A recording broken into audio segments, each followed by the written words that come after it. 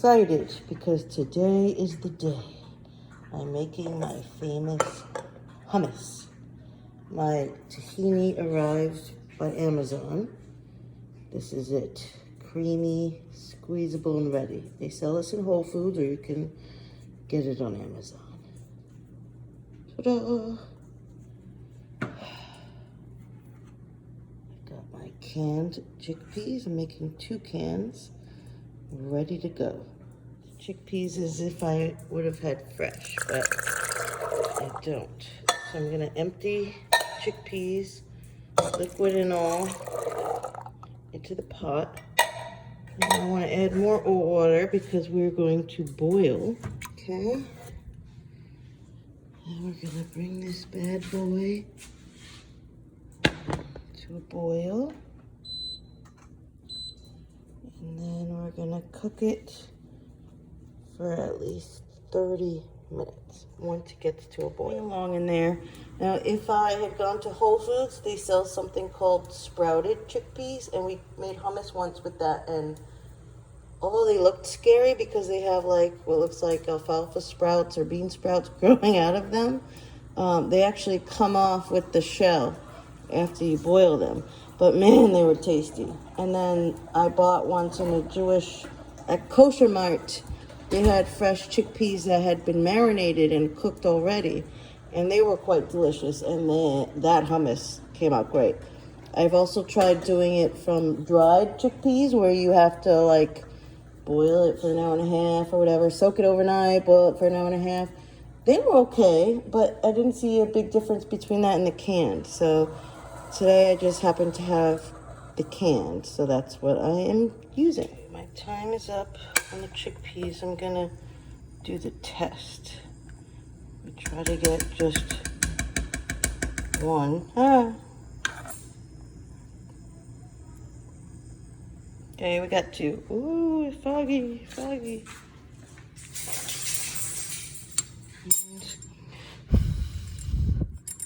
let's see how mushy it is. That's pretty good, actually. So easily that comes off. No, Django, not for you. Drain and rinse your chickpeas. And then what we're gonna do next is take the skins off. Now, I know it's a kind of a grueling task, but it will make our hummus a bit creamier. Those skins are just gonna fall off when you put them in the blender, and then they're gonna make kind of a weird texture if you keep them on. So I like to take as many off as possible. Chickpeas are cool enough to handle. You put them back in the pot in just a little bit of cool water. And now if you run your hands on them and kind of like pull apart, see how that skin just kind of came off? Okay, you just do it right in the water because I'll show you what happens. Okay, you just take a handful and you'll find that, look how easily they come off. Just be careful not to squeeze too hard that they smush. All right, now, after you've done a few, the skins tend to float to the top of the water, so you can easily just pick it out of the water. This process does take a while. You know, if you don't get every single skin, I'm sure it's not a big deal. I'm a little particular, so I like to get every single last one of them. So I spend a good amount of time on this. I'm gonna go ahead and do that, and I'll show you what the next step is. Some of the techniques that I've learned in making this hummus, we kind of had to look up to see why these things work, because to be honest, we were told these tricks from a guy that my husband, that works for my husband, that lives in Israel. And if anyone knows hummus well, it's someone that lives in the Middle East. And Israelis love their hummus. And they make it from scratch all the time. I should have said this before, but one thing you can do to make this process easier is put baking soda in the water before you bring it to a boil, and it's supposed to actually help the skins come off easier and or they might even come off in cooking. I haven't tried that method yet, simply because it's a little therapeutic for me. I like doing this, so I don't mind. But if you want to try it, about 10 minutes before you think you're done taking the skins off the chickpeas, you're going to want to put your garlic and lemon juice in the blender. So I use about 3 cloves for each can of chickpeas. Since I'm doing 2 cans, I've got 6 cloves right here. We're going to put that in. And then 3 tablespoons of lemon juice for each can. So I have 6 that I measured already. Now, why are you doing this for 10 minutes? So normally, in most recipes, you cook the garlic. Since we're using raw garlic, the acidity from the lemon is supposed to sort of calm the bitterness and bite that raw garlic gives to recipes. So the longer it sits, the less harsh the garlic will be. So I'm gonna pop the lid of my blender.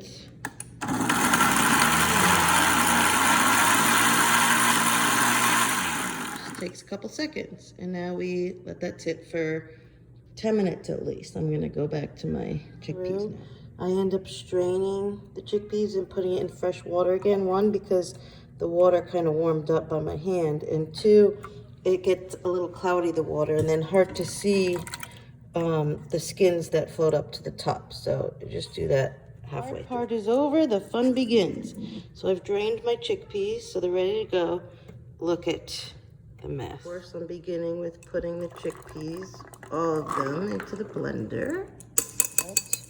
1 teaspoon for each can. So I'm gonna use kosher salt in this recipe. All right, I saved the last bit of my Goya. I need to buy more. 1 tablespoon for each can. This may be a little less, but that's all right.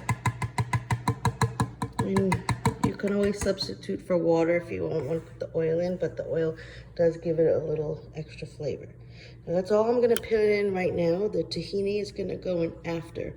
If you put it in now, because it is heavier than everything else, it would sink to the bottom and kind of clog your blender, which has happened to me by experience, which is also why I don't like using paste. If you do use the paste, if you can't find the creamier version, you're supposed to use equal parts water to the paste. And a suggestion might be, to avoid the blender cloggage, is to put it in after separately in another bowl and mix it yourself with a whisk or a handheld mixer. We're gonna give it a whirl. Oh, don't forget to put the top on. That would be a disaster. And I'm gonna blend it. I'm gonna try to get to speed number 3 for at least 30 seconds, if not a minute. The longer, the better. I might do it in increments. So let's just get it started.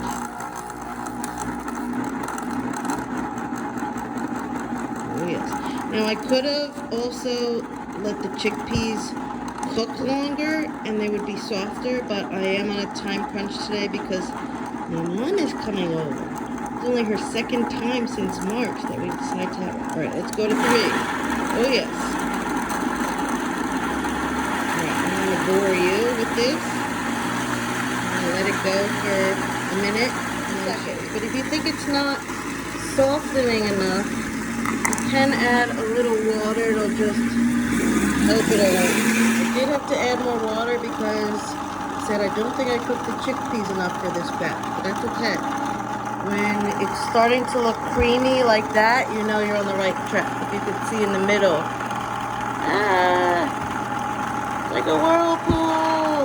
Don't get sucked in. And you're gonna run it for, I would say, a good minute more. You want it as creamy as possible. I'm gonna get rid of all those chunks. I'm gonna turn it up a notch. Down the sides a little bit, and if you can see the texture, it's pretty creamy, but I want it to be even more so. So I'm gonna put it in for longer. Put it in 3. If your blender can handle it, try to do this for at least 30 seconds. We've got a pretty good texture right here. So I'm going to go ahead and put the tahini in my blender. I'm going to be daring. Now every time I do it, it's a different scenario because I don't know, it just is. Maybe it depends on the chickpeas' behavior that day. Maybe it's the weather. Maybe it's how long I cook it. Maybe it's, who knows? Maybe it's the blender. This thing is a little old. Maybe I need a new blender. This recipe, you use 3 tablespoons of tahini for each can. I've already put in 5 tablespoons because I want to show you what it looks like when it comes out of this squeeze jar. You saw the other tahinis. Now, this just squirts out, okay? That's it. You're supposed to shake this up really well before you use it, and done. Now we go back to blending, and carefully turn it on. Slowly but surely raise the speed. There we go. We're on 3. Now we mix it until it's incorporated. Again, you could do this in a bowl. Sometimes my blender acts up, in which case then I have to do it that way, or else I'm stopping it, moving around with the spatula, going again, that sort of a thing. And then of course you can flavor it however you want. If you don't like the garlic, you can either leave it out or use less. So you can use 1 to 2 cloves instead of 3 for each can. We like the garlic taste, so 3 cloves it is. I think this is pretty much done. It's ready now for me to pour into my container. This is what I'm going to be storing it in the fridge. So I'm going to go ahead and pour it in. Now I do need a spatula to get it out. As creamy as it is, it's not as liquidy, so it doesn't come out like, look, I can hold it upside down and nothing. So hang on a sec. It's all done, and oh my goodness, I tasted it. It is delicious. And look how creamy. Oh, so creamy. So we're gonna eat this later with some celery sticks and some carrot sticks. Now, the only thing I have left to do is, so it looks kind of cool when we open the container, I'm gonna pour a drop of olive oil in the center and some pepper.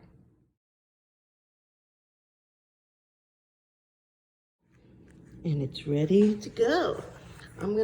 You can probably eat it right now if you want to taste it pretty good, but I am going to refrigerate it so we can share it with my mom later. Enjoy. Any questions, just ask.